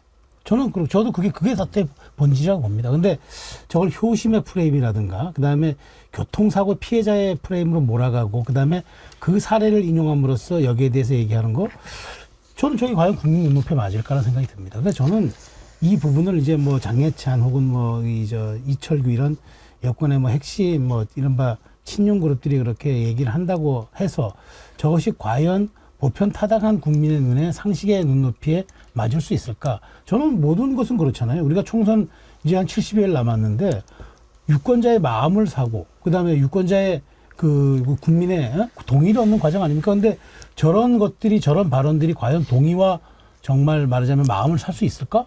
거기서부터 출발하면 답은 전 자명하다고 봅니다. 저는요, 뇌물범을 피해자로 설명하는 논리 너무 신박하고 좀 웃긴데, 아니, 저 논리대로 하면은 박영수 특검 지금 구속돼 있잖아요. 박영수 특검도 뇌물범인데 피해자네요, 그렇게 치면. 그 과정만 몰카에 안 찍혔으니까 지금 구속돼 있는 거 아닙니까? 그럼 곽상도 의원도 뇌물범인데 피해자네요. 그러니까 이게 아무리 지지층이 옹호를 하는 논리를 만들어도 이 꼴대 옮기기라고 하잖아요. 상대 진영에 대해서는 가혹하고 우리 진영에 대해서는 아주 완화돼. 이런 이중잣대를 많이 쓰거든요. 정치권에서. 저는 김건희 여사 이 뇌물 혐의에 대해서는 아니 수사받아서 내용을 밝히는 게 지금 우리 정치권에 모두가 다 해야 할 일이지. 이 권력의 사유와 뇌물범죄 앞에서 몰카가 찍혔으니까 이건 뇌물이 아니라 우린 피해자니까 울먹이면서 저렇게 연기를 한다? 저는 이거는 도를 넘어도 너무 심하게 넘은 거고요. 전 장예찬 씨는 이제 앞으로 정치를 또 어떻게 해나갈 것인지가 저는 아주 걱정될 정도로 매우 위험수를 넘는 발언이다. 저는 이렇게 봅니다. 제가 먼저 말씀하시죠. 예. 제가 몇 가지 말씀드리고 싶은 게 있어요. 오늘 아침에 김웅 의원이 한 얘기가 그 불출마 입장을 밝힌 국민의힘 김웅 의원이 뭐라고 얘기를 했냐면 디올백이 국가기록물이면 갤러리아 명품관은 박물관이다. 그렇게 얘기를 하더라고요. 100% 공감했습니다. 그리고요. 자, 국가기록물로 지정을 해서 잘 보관하고 있다면 이 몰카가 소위 몰카가 찍힌 거는 2022년 9월이잖아요. 그런데 이게 최초로 동영상이 공개된 건 2023년 11월입니다. 자, 국가기록물로 누가 언제 지정을 어떻게 했는지 밝혀야죠. 밝혀야 됩니다, 이거는. 그리고 그 사람이 이거를 진짜 국가기록물을 판단했다면 처벌해야죠. 말이 안 되잖아요. 첫째 그렇고요. 두 번째, 100% 양보해서 교통사고라 쳐요. 자, 신호위반이나 무단횡단 한 사람한테는 책임 없습니까? 저 그렇게 말씀드리고 싶고요. 세 번째는 이걸 자꾸 몰카 피해 그 공작에 당한 피해자다. 몰랐던 거 아니야. 이렇게 얘기를 하는데 그 디올백을 들고 오는 거를 여사가 몰랐습니까? 그 사전에 다 카톡했잖아요. 사진도 찍어서 보냈잖아요. 그리고 약속을 잡은 거잖아요. 저렴한 옷이나 뭐 이거를 찍어서 올렸을 땐 답이 없었다고 하지 않습니까? 그래서 그거 사인이 주는 게 뭐죠? 디올백을 들고 그날 갑니다라는 사인이었잖아요. 알고 약속을 잡은 거고 받은 거잖아요. 그런데 이걸 가지고 막연하게 피해자라고 계속 주장한다면 이거 정말 시쳇말로 환장할 일이죠. 그런데 또 하나는 이걸 가지고 사과로 지금 다 소위 퉁치려고 하는데요. 민주당 입장에서 사과하라고 한 적 없어요. 누가 사과하라고 했습니까? 이 명품백 이 사건에 대해서 대통령실의 입장을 밝히라고 얘기했어요. 그런데 계속해서 실기했고 유튜브 언급에 우리는 반응하지 않는다. 어쩌고 저쩌고 계속 하다가 이제는 국가기록물이고 피해자다.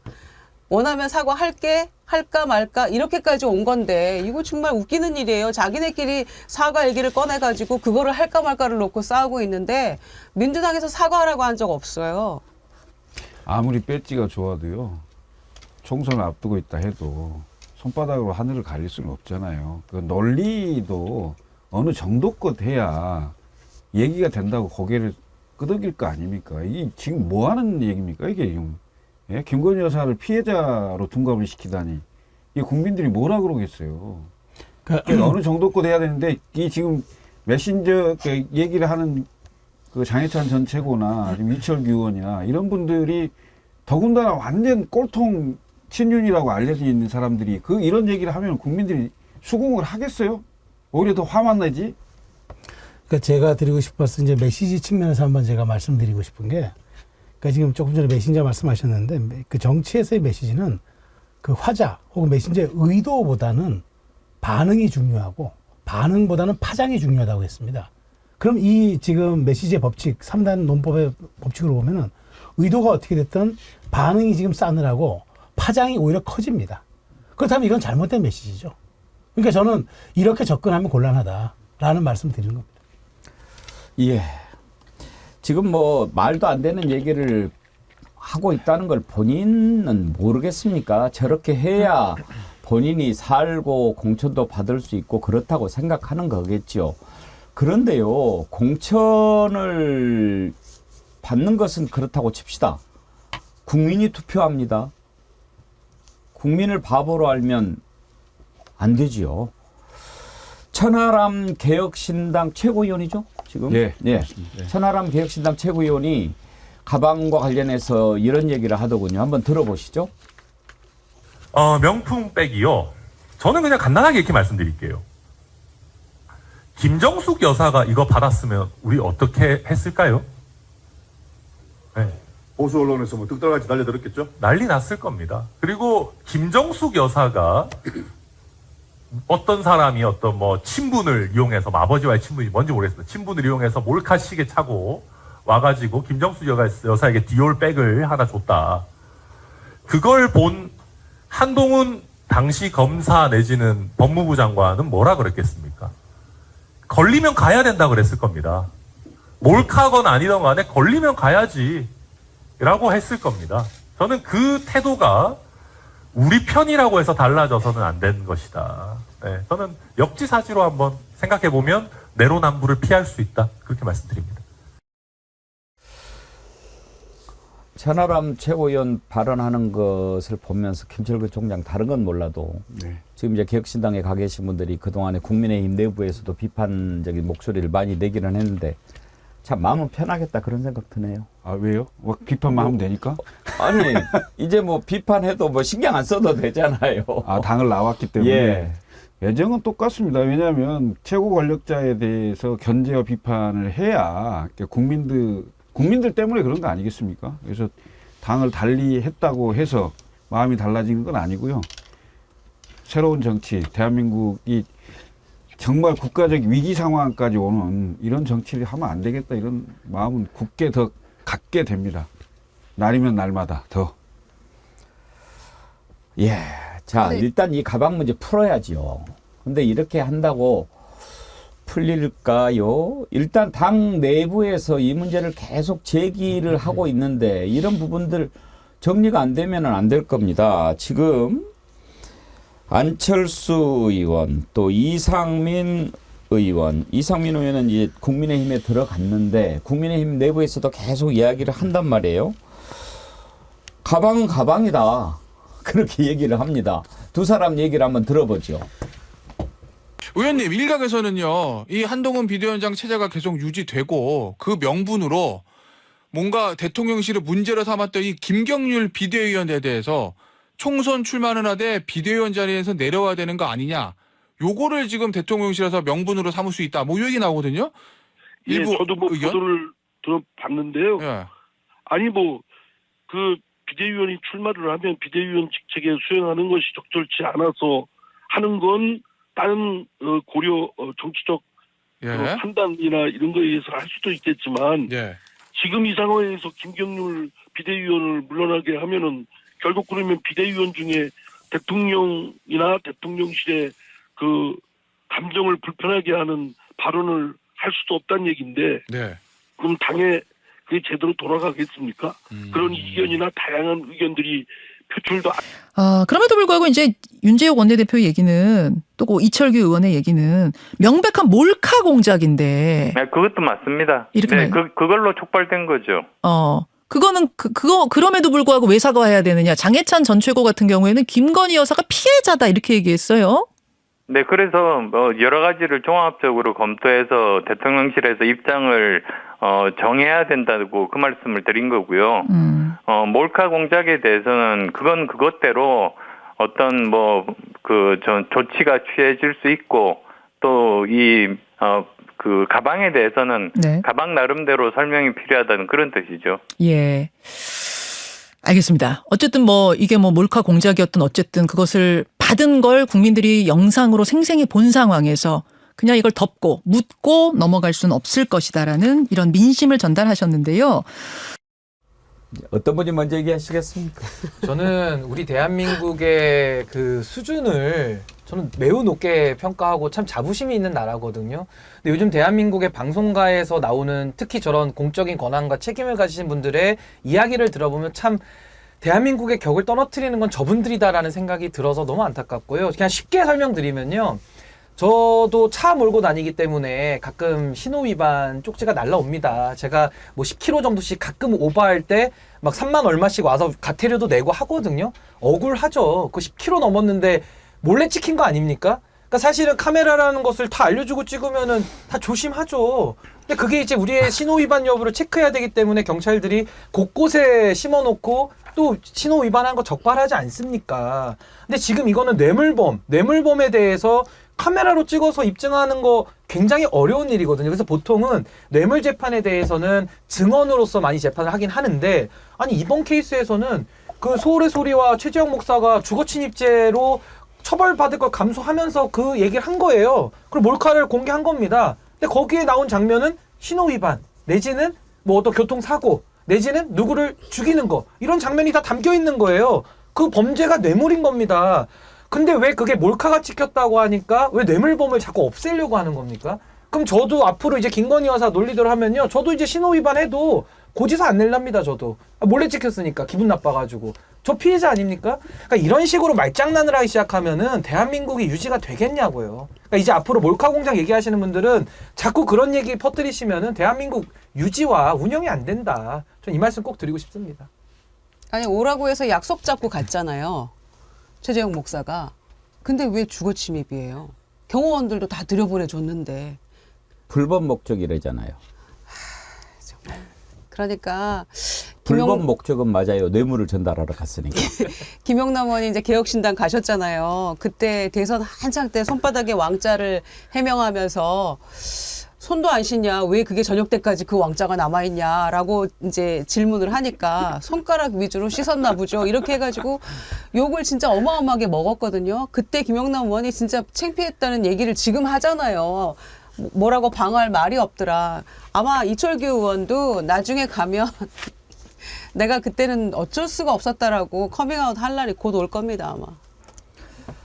요즘에 제가 시사 프로를 이렇게 보면서 몇몇 패널들 얘기하는 거 들으면서 참 혀를 차기도 하는데, 옛날에는 그렇게 안 봤는데 좀 이상해진 패널도 몇몇 있습니다. 변호사 한 명이 시사 프로에 나와서 얘기하는데, 뭐 그런 걸 가지고 뭐 그러느냐, 뭐 그 300만 원짜리밖에 안 하더만, 그것도 가방 핸드백도 아니고 파우치인데 뭐 그런 것 정도 받을 수 있지, 그런 얘기를 하는 거를 보고 저 양반이 왜 저러나 그랬는데, 최수영 컨설턴트 그렇게 이야기하는 패널들은 실제로 그렇게 생각하고 하는 걸까요? 서종욱 변호사는 그렇게 생각하기는 하겠습니다.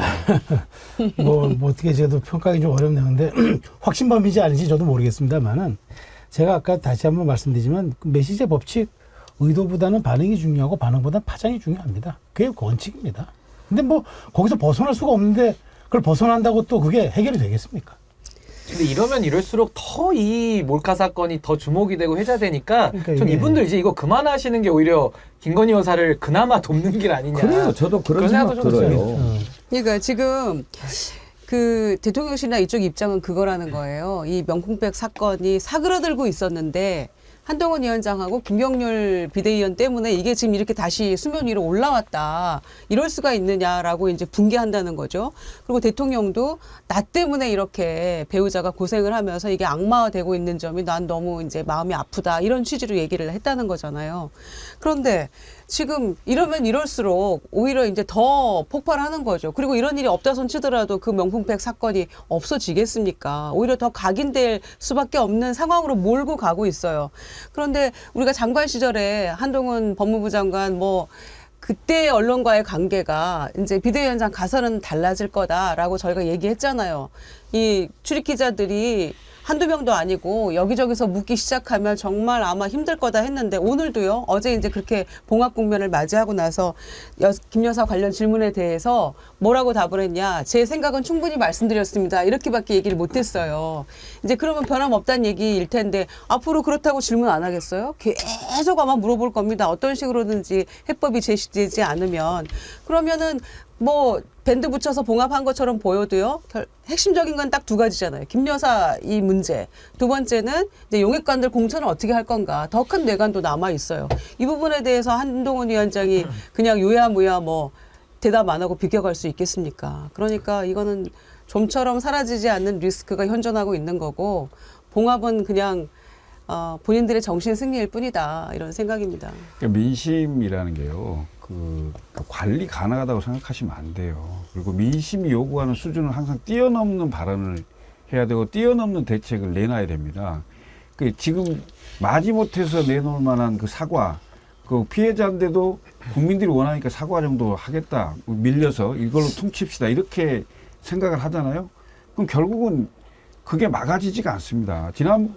우리가 국정농단 사태라고 해서 탄핵 사태를 맞이해 본 적이 있잖아요. 그때 탄핵이 되기 전에 마지막으로 박근혜 대통령이 나와서 사과를 합니다. 그리고 헌법 개정까지 얘기를 하면서 얘기를 합니다. 근데 그게 전혀 감흥이 없어요. 막아지지가 않습니다. 저는 김건희 여사 도이치모터스 특검 나왔을 때 수용해야 된다고 얘기를 했고 시간을 빨리 단축해서 빨리 터는 게 국정운영의 부담을 더는 거라고 분명히 저는 여러 번 얘기를 했습니다. 그리고 명품법 사건이 나왔을 때 이것이 오히려 그 특검법을 하게 만드는 그런 작용을 할 가능성이 크다. 이런 얘기를 많이 해왔는데 결국 총선이 다가오면 다가올수록 민심은 더 안 좋아질 수밖에 없습니다. 제가 봤을 때는 대통령실이 정상적으로 민심을 수렴하는 과정이 된다면 정말 민심을 뛰어넘는 뭔가 해법을 내놔야 될 것이다. 이렇게 보여집니다. 그래서 저는 민심 동행의 기대가 큽니다. 오늘 토론이 뜨거워서 댓글 소개를 많이 못 해드렸는데 조금 소개를 해드릴게요.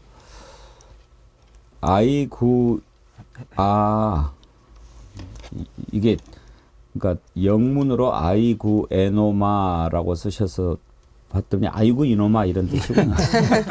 어떤 것이 옳고 그른지도 모르는 인간이 어떻게 경찰직에 있었는지도 모르겠는데 어떻게 이런 자를 또 인재영입위원장을 맡겨서 인재영입을 하겠다는 것인지 그 인재들 참 잘도 인정받겠다.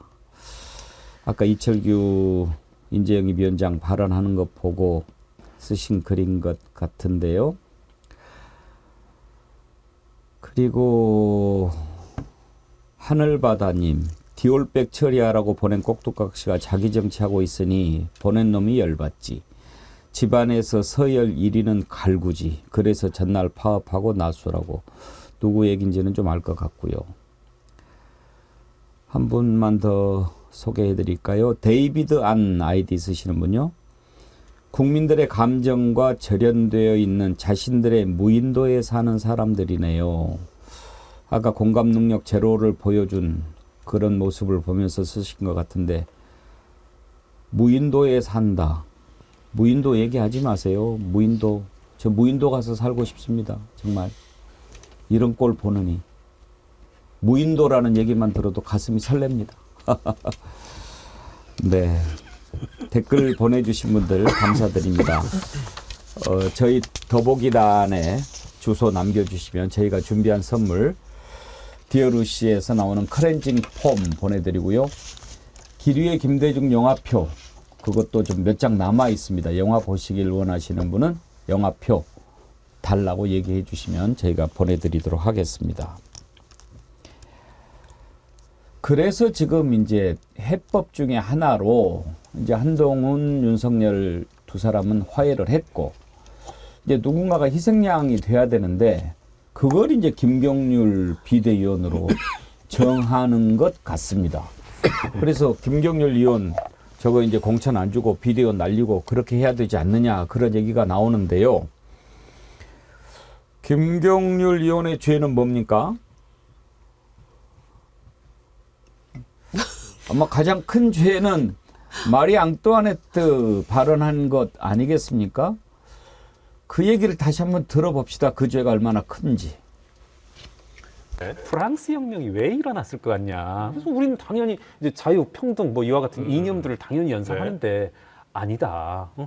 뭐 외적으로 표방하는 것은 그것일 수도 있겠지만 그 당시 마리 앙뚜아네트인가요? 이제 이분의 어떤 사치 뭐 이런 거. 사치, 난잡한 사생활 이런 것들이 이제 하나하나 드러나고 뭐 건물들을 털 때마다 드러나니까 감성이 폭발된 것이다. 그때 이제 제가 알기로 이제 그 이른바 국정농단에서도 뭐 비아그라다 뭐다 이런 것도 나왔는데 이게 저는 감성점을 폭발시켰다고 보거든요. 그렇죠. 근데 지금 이 사건도 자꾸 뭐 이성적으로 합리적으로 대응, 아니 저는 이제 이성적 합리적을 욕하는 게 아니라 배제하자는 건 지금 아니고. 이게 국민들의 감성을 건드렸다고 보거든요.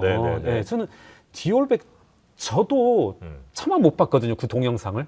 다만 이제 기사로서 이렇게 소위 말하는 움짤 뭐 이런 거로 봤는데. 못 보셨어요? 네. 차마 못 보겠더라고요. 이걸 제가 뭐 숨기기 위해서 못 본다는 게 아니라 저는 뭐 적절치 않은 거잖아요. 이걸 어떻게 실드 칠 수 있겠습니까? 이걸 어떻게 논리적으로, 합리적으로, 이성적으로 말씀을 할 수 있겠냐고요. 아니 사과했거든요. 그러면은 이걸 어떻게 실드 칠 수 있겠습니까? 라고 JTBC 장르만 여의도 나가서 저렇게 크게 얘기했던 분이 뭘 사과한 겁니까? 마리 앙뚜아네트라고 한 걸 사과한 겁니까? 아니면은 부연 설명에 대해서 사과를 한 겁니까? 그래놓고도 본인은 또 뭐 시민사회 뭐 오래 했는데 뭐 나도 뭐 입장이 뭐 크게 달라질 건 없다 점점점 이런 취지로 또 얘기를 했었는데 이런 김경률 비대위원을 만약에 날린다. 그러면 한동훈 위원장의 존재 이유가 없어지는 겁니다. 우리가 한동훈 비대위가 뜰 때 뭐라고 제일 비교 많이 했던 게 박근혜 비대위였잖아요. 박근혜 비대위는 이상돈, 뭐 김종인, 이준석 같이 할 말 하는 사람들을 했기 때문에 그게 성공했고, 뭐 비록 이제 임기 말과 반환점 돌기 전이라는 차이는 있지만 그런 얘기 했잖아요. 지금 그런데 그 역할을 하라고 했던 민경우 비대위원은 이제 제풀에 날아가 버린 거고, 김경률 비대위원 혼자 지금 어찌됐거나 발언만 하고 있는데 다른 비대위원들이 지금 존재 자체가 이미 이렇게 수면 아래로 가라앉아 버린 상황에서 김경률 비대위원을 날린다. 그러면 한동훈 비대위원장도 못 있죠. 있어서는 안 되죠. 김경률 비대위원이 합리적으로 설명하기 어렵다 이런 얘기는 유효한 건데 본인이 마리 앙뚜아네트 얘기한 게 너무 비유가 너무 과도했다는 건 사과한 거죠. 근데 그건 좀 과도했어요. 왜냐하면 마리 앙뚜아네트가 빵이 없으면 뭐 다른 걸 먹지라고 케이크 먹으라고 했다고 그것도 하는데 사실이 아니라면 사실이 아니고. 그러니까 사실인지 아닌지 글쎄 모르죠. 그러니까 이게 어쨌든 역사책에 정사로 기록된 건 없고 다만 마리 앙뚜아네트가 그 자신의 남편이었던 루이 14세인가요? 그 이제 단두대를 보내고 16세. 그게 저는 뭐 이제 어쨌든 그 역사적 사실이고 팩트인데 거기다가 이제 뭐 감성, 운운하고 뭐 난잡한 사생활 뭐 이렇게 얘기하다 보니까 오히려 약간 본질이 넘어갔을 수 있죠. 그러니까 본인이 그걸 사과한 거지. 뭐 말하자면 뭐 지금 입장이 바뀌었다 그런 얘기는 아니니까 저는 근데 굳이 그런 얘기들 비대위원으로 들어왔으면은 메시지의 정제함도 좀 있어야 된다고 보거든요. 왜냐하면 과거에 있는 위치가 아니라 비상대책위원으로 들어온 거잖아요. 그러면 어떤 정치적 사안에 대해서 얘기를 할 때도 조금 더 정제되고 당의 입장도 녹아들고 당의 방향성도 있는 이런 얘기를 해야 되는데 마치 무슨 사설 잡담하듯이 저렇게 역사책 소환해서 야사에 나온 이야기들을 저렇게 이야기했다? 저건 사실 부적절한 거죠. 저는 저 부분 비판마다 마땅하다고 저는 봅니다. 김경률 회계사가 사실 보수정당 출신 인사가 아니거든요. 쉽게 말하면 이제 참여연대에서 활동하다가 진보 쪽에서 이렇게 오신 분이고 아마 조국 사태 때 그 분기점에서 왔을 거예요. 그래서 저는 국민의힘을 잘 모르신다. 이 국민의힘은 이준석 대표가 양도구역이라는 사자성어 썼다가 그걸로도 징계를 때린 당이거든요. 그러니까 이런 당에선 조심하셔야 되는 거죠. 발언을. 잘 모르셨던 것 같고 지금 이 사안은 전 이렇게 봐요. 지금 김건희 여사는 사인이거든요. 그러니까 공적 지위의 역할을 하지만 대통령이 아니에요. 그러니까 오늘이라도 당장 체포영장을 칠 수 있고 소환해서 조사를 할 수 있는 사람입니다. 근데 그걸 안 하면 그건 특혜인 거죠. 수사를 안 하면 오히려. 그래서 저는 사과 발언 가지고도 이렇게 지금 들썩들썩 할 게 아니라 이건 당에서 비대위원이면 마땅히 민심을 반영해서 대통령 영부인이지만 성역 없는 수사가 필요하다. 제가 만약에 비대위원이면 전 그런 얘기 합니다. 그게 필요한 일이거든요. 그것은 정치적 유불리를 떠나서 이 사안에 대해서 민심이 진상규명을 요구하고 있지 않습니까? 그럼 저는 역으로 묻고 싶은 게 이 사안 그러면 불소추 특권 대통령 적용하듯이 앞으로 3년 동안도 수사 안 할 겁니까? 그럼 3년 동안 내내 김건희 여사 얘기만 할 거예요? 언젠간 이건 정리돼야 될 부분이거든요. 이거 안 하면 저는 민주당이 반드시 또 특검 얘기 나온다고 봅니다. 그러니까 안 시켜주죠. 그러니까 안 시켜주죠. 그러니까 안 시켜줘. 그 얘기를 하시죠. 그러니까 안 시켜줘. 아니 이 사안을 그럼 3년 동안 앞으로 어떻게 관리를 할 겁니까? 저는 이제 그 이번 그 봉합에 그리고 앞으로 한동훈 비대위가 총선까지 갈 수 있냐 없냐의 척도가 김경률 비대위원이 그대로 있을 것이냐 아니면 그만두게 할 것이냐 이거라고 보여집니다. 왜냐하면 이제 이미 그 한동훈 비대위의 상징처럼 됐어요. 김경률 비대위원이. 왜냐하면 아무도 말하지 않는 김건희 사범, 그러니까 김건희 리스크라고 표현을 하면서 얘기를 했잖아요. 그게 이제 표현이 뭐 프랑스혁명에 나오는 그런 얘기까지를 쭉 해서 그게 과하지 않냐는 나중 문제고요. 일반 국민들이 그렇게 생각하는데 비대위원이 그 정도로 말 못한다. 그럼 이게 민주정당으로서 말이 안 되는 걸 증명하는 거거든요. 결국은 김건희 여사 발언을 한 것 때문에 찢겨 나가는구나 라는 게 증명되는 구조가 되고요. 이게 총선 때까지 훨씬 악영향을 미칠 거로 판단을 할 겁니다. 그럼에도 불구하고 대통령실은 참지 못할 것이다. 이렇게 보여지거든요. 근데 결과는 보겠습니다만은 제2, 제3의 결국은 분란이 날 수 있는 소지는 김경률일 가능성이 있다. 이렇게 보여집니다. 김경률 회계사 같은 경우에 이제 비대위원까지 됐고 한동훈 위원장의 뭐 대변인 역할을 한다 이런 얘기까지 나왔는데 만약에 자른다? 김경률 회계사가 아쉬울 게 뭐가 있어요? 우리 잘리면 더 뜨는 거죠. 그러니까요. 정치적으로. 가만히 있겠어요? 가만히 안 있을 것 같은데요. 비대위원이 원래 그런 거 하는 거죠. 예. 비대위원이 뭐해요 그러면 한번 이 봅시다. 비상한 시국에. 예, 봅시다. 오늘은 시간 때문에 여기서 마쳐야 되겠는데요. 슈퍼챗 많이 보내주셨는데 오늘 또 힘내세요 릴레이를 많이 해주셨네요. 보스형님 TV 피해 상인분들 힘내시라고 릴레이 합시다 하셨고 블루토파즈님 무무님 지상민님 함께 해주셨습니다. 그리고 윤준수님 태정태세 문단송님 순이님 착한 악마님 이번에도 그 버스비 보내셨군요. 파락군 일진 출신. 오, 무서운 분이시네. 슈퍼챗 보내주시면서 90%가 불탄 서천시장은 어디 갔죠? 그냥 용산에서 하지 뭐죠? 그러셨어요. 그러게요. 용산 불 끄러 서천시장 불난 곳 갔다면 그건 참 나쁜 짓입니다. 절대 그래서는 안 됩니다.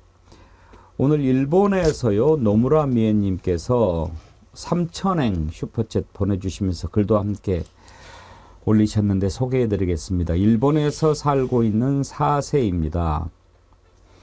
우리도 대한민국 주인인 국민들입니다. 우리도 자랑스러운 대통령을 가질 권리가 있습니다. 이게 큰 희망인가요? 22대 총선에서는 해외에서 사는 모든 교포들도 유학생도 현지에서 투표할 수 있습니다. 투표해서 우리의 대한민국을 민주주의로 되찾는 기회입니다. 꼭 투표합시다. 어머니가 많이 존경해서 저도 백운기 선생님을 좋아하게 되었습니다. 정어리 화이팅입니다. 노무라미애님 감사드립니다. 이렇게 우리나라 밖에서 우리나라 걱정하시는 그런 글 보내주시고 그런 모습 보면서 참 죄송하다는 생각이 듭니다. 밖에 나가 계신 분들 우리가 마음 편하게 해드려야 되는데 밖에서 우리나라 걱정하고 있게 만들었으니 참 죄송하고 면목이 없는 일 아닙니까? 함께 해주신 여러분들께 감사드리고요.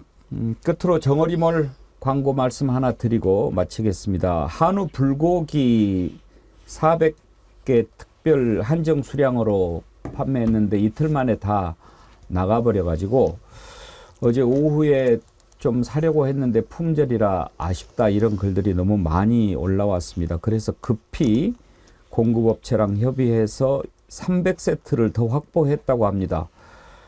오늘까지는 주문하실 수 있을 것 같은데 사전 예약 주문 받는다고 하니까요. 참고해 주시고요.